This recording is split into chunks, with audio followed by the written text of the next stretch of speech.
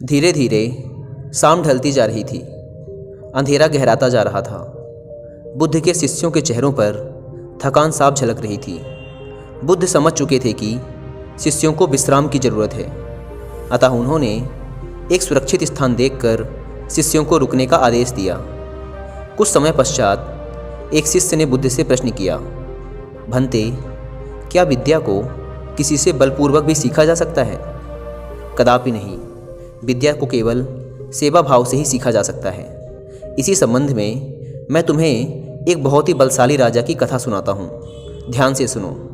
बुद्ध ने शुरू किया। एक फ़कीर था। वह जंगल में घास फूस की कुटिया बनाकर रहता था। उसे एक विद्या आती थी।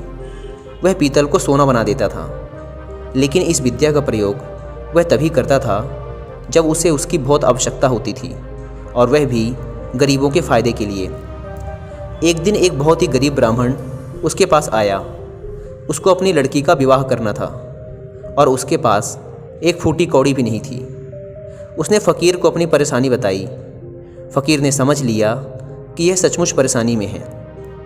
उसने पीतल के एक बर्तन को सोने का बनाकर उसे दे दिया और कहा कि इस बर्तन को बेचकर उन रुपयों से अपनी बेटी का विवाह कर लेना। ब्राह्मण उस बर्तन को लेकर एक सुनार की दुकान पर गया। जब उसने सुनार को वह बर्तन दिखाया तो सुनार को संदेह हुआ। ऐसे फटे हाल आदमी के पास सोने का बर्तन हो ना हो, यह राजा का ही है। सुनार उसे पकड़कर राजा के पास ले गया। राजा ने पूछा कि क्या बात है, तो उसने सब कुछ सच सच बता दिया।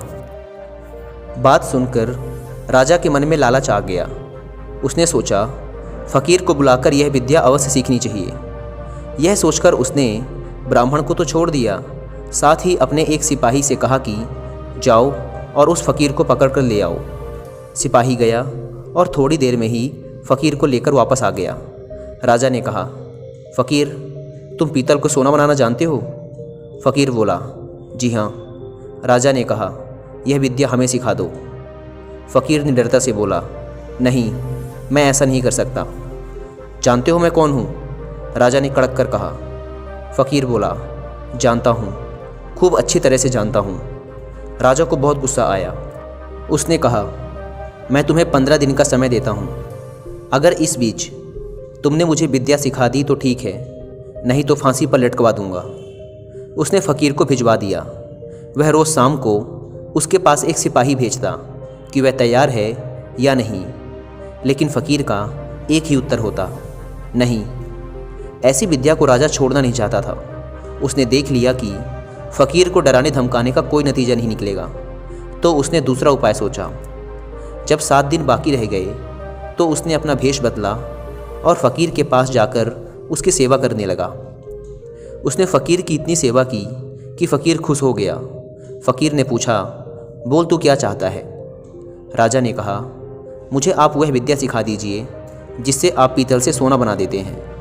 फ़कीर ने उसे विद्या सिखा दी और कहा, देख, इसका इस्तेमाल दीन दुखियों की भलाई के लिए ही करना। राजा अपने महल में आ गया। 15वें दिन उसने फ़कीर को बुलाया और कहा, बोलो, विद्या सिखाने को तैयार हो या नहीं? फ़कीर ने कहा, नहीं। तो तुम्हें फांसी लगवा दूं? ज़रूर, फ़कीर ने कहा।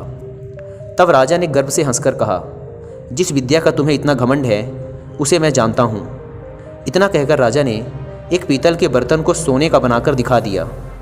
फ़कीर ने कहा, राजन, तुमने यह विद्या किसी की सेवा करके सीखी है। विद्या कभी भी डरा धमकाकर हासिल नहीं की जा सकती। सभी शिष्य कहानी का अर्थ समझ चुके थे। इसके पश्चात सभी ने एक साथ भोजन किया और विश्राम करने लगे।